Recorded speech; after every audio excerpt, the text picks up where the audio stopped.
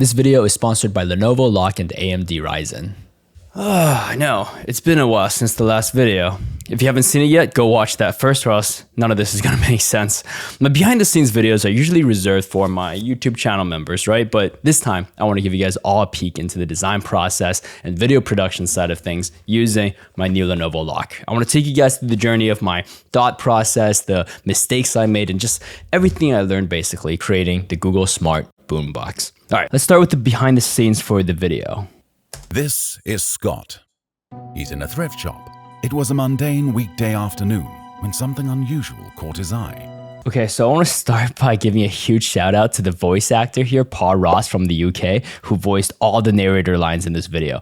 Absolute legend. A lot of my friends asked me like, why didn't I just use an AI voice generator thing? And honestly, it's because it just wouldn't have been as good. If you have the budget, always hire someone. Paul brought so much more life and character to the script than I could have ever imagined. This was actually my first time working with a voice actor, and it was such a fun experience. We knocked out the whole script in just about like 20 minutes. It was a directed session, so basically I would read a few lines and give him some direction, and then he just went off. First line is a little slower. So this is Scott.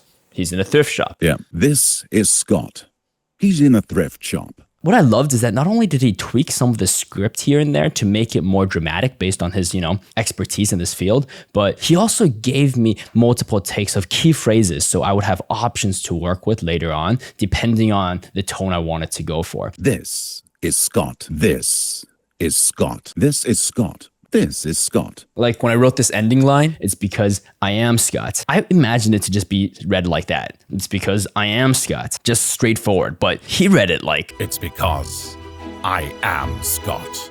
And that just hits so much harder. I was like, yep, that's the one. When you work with people who are experts in their field, they're gonna be able to bring more to the table than you likely could have ever planned for. They're gonna be able to take your vision and just push that even further. Anyway, that morning I got up and finished putting together the rest of that script. Went through a bunch of emails and then did the whole video call with Paul just to realize that whole time, my Lenovo Lock wasn't even plugged in. Thanks to the AMD Ryzen 200 series processor and its system level optimizations, battery life for this laptop is just never an issue. All right, next scene. Then another item caught his eye. It was entirely different from the first, yet equally compelling. Okay, so full disclosure, I don't know if this was obvious or not, but both of the items I used from the video were not from the thrift shops. I bought these months ago when I first had the idea for this project, and I got these items from Facebook Marketplace. At the time, I didn't get any footage of those exchanges though, so I ended up needing to recreate this in a thrift shop. And I just thought that was also a better way to tell this story too.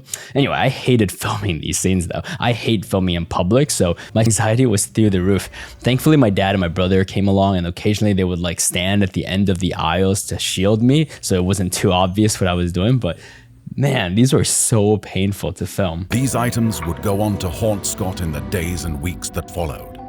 A smart speaker with very bad speakers. With these shots, of course, I had to get some help from my brother. We shot multiple takes of this, mostly using a gimbal, but I didn't end up using any of those because I actually ended up preferring the handheld shots where there was a slight shaking and jittering because it added a lot more anxiety to these scenes, which worked way better with the feeling of I was truly being haunted by these objects. I'm gonna skip ahead here to after I open this thing.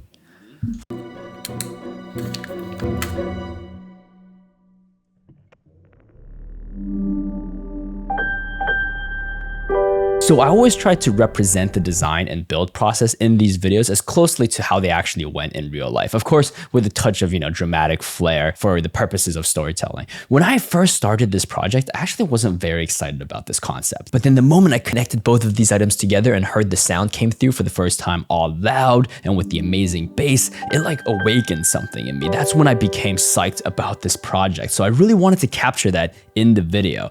Now the challenge though is how do I make it clear that the sound was coming from these large speakers and make it feel loud for a viewer at home who's maybe watching this video on their phone? Because you can't really visualize loudness. You can't visualize where sound is coming from. So I experimented with so many different things here. First, I put dust on the speakers and tried blasting it so that it would push the dust.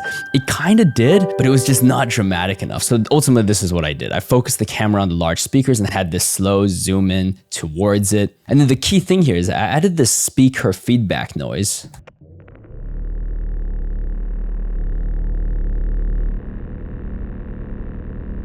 and I gradually increased the volume of this sound effect as it moved closer towards the speakers. I think that ended up doing the trick, but it definitely didn't feel perfect. This was just a challenging scene to try to get right. Okay, now I just need a way to hold these pieces together. A complex project requires a machine powerful enough to keep up.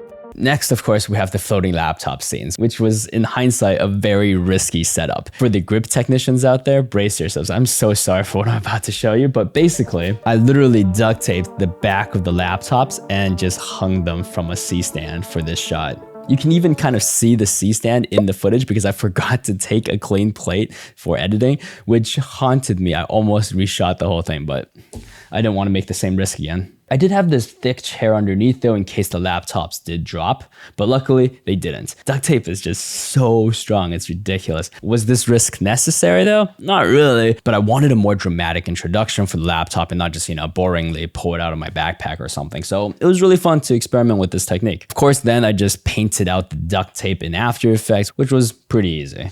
All right, moving on. All right, let's brainstorm. Okay, so we have the main speaker. The Google Home Mini should sit flat on top. Okay, you guys know how much effort I always put into the brainstorming sessions in my videos. Like, for example, the cloning scene from my last video. The challenge this time, though, was that some of the ideas I was exploring, like the different arrangements for the objects or adding a handle on the boombox, some were better shown on my screen, while others were better shown with the physical objects. So I had this idea, like, what if I could hop back and forth between showing stuff on my screen and showing the objects on my desk? And what if they were like magically synced up somehow? So as I manipulated stuff in one space, that would magically affect the other. This idea quickly spiraled into a ton of work. I tried using fishing line to manipulate the objects like this, and it was a nightmare. It also made the movement look very unnatural, like it was a puppet being tugged around. I preferred the scenes where I was able to move the objects with my hand directly much more. It just meant I would need to like mask out my hand and fingers, but that wasn't hard. There were also scenes like this one where I didn't need to mask out my hands because they were just outside of the frame. The most natural one was this one right here. And the reason that motion is so natural is because I just flicked it and just masked out my finger doing it. So that was super easy. I also really like this handle scene. They're just using the generative fill feature in Photoshop, but I love that, of course, if they're happening on the digital side of this brainstorming session, I would need them to also happen on the physical objects too. I added this like sound effect of someone flipping through cards of various thicknesses. I then had this real handle that I added to the scene just so I could pick up that handle physically, further reinforcing the magic that this was all happening in my actual space. It was so much more effective than I thought it would be, and this is definitely one of my favorite sequences from this video. All right, that's all the behind the scenes I thought was worth sharing, but if you guys want to see more videos like this one on how I approach and film these project videos and the film techniques I'm constantly experimenting with, consider joining my YouTube channel membership to access all my other behind the scenes videos. I have a whole playlist of these now, just waiting for you. So after I finished the video, I took a quick break with a few rounds of Fortnite. I'm honestly pretty new to gaming, but if you are too, the Lenovo Lock is kind of the perfect first gaming laptop. Notice how even with Photoshop and all these windows running, there are no frame drops at all. The gameplay is just so smooth thanks to its AI engine plus. The rendering is just great. My reflexes? Not so much. Let's stick to something I'm better at. Photographing my work. This is so important, and I feel like many designers don't take documenting their work seriously enough. And it's so easy. I personally use these blackout curtains I got from IKEA and use these as the backdrop. I got this for pretty cheap from the as is section, and this material has a super matte finish, so it doesn't reflect light all over the place, making it just much easier to work with. I do use some AI features to help with, masking and cleaning up these photos though. These really help with masking out the main subject, removing things like my hand, or other unwanted things from the photos. All right, let's open up Fusion and get into the design side. So early on, I briefly actually wanted the Home Mini to be standing up like this. I thought this way it would be easier to see the status lights, but very quickly I realized that it makes using the controls a lot more awkward because you have to go up to it and tap it like this. The interaction of tapping this thing is just so much easier when it's laying flat down. But I did like some of the iterations of that design. I had this one iteration where I considered giving the whole speaker setup these cute little feet.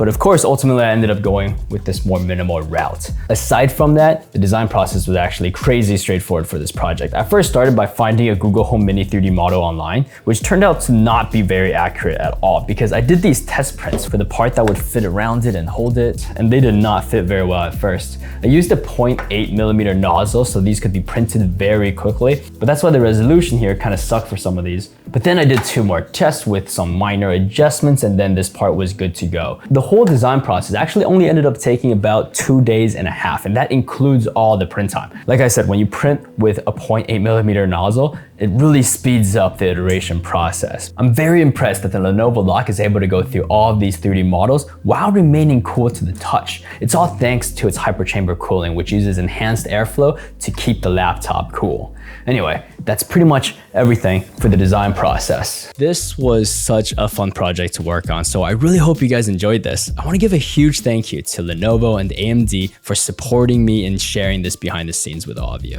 If you're serious about getting into PC gaming but still need a laptop that can handle schoolwork and all the multitasking that comes along with that, you gotta check out the Lenovo Lock. This really is one of the most powerful laptops you can get at this price point. Use the link in the description below if you want to learn more about that. If you want to access more behind the scenes videos like this one, like I said before, consider joining my YouTube channel membership and supporting the work that I do. But that's pretty much everything. Thanks for watching.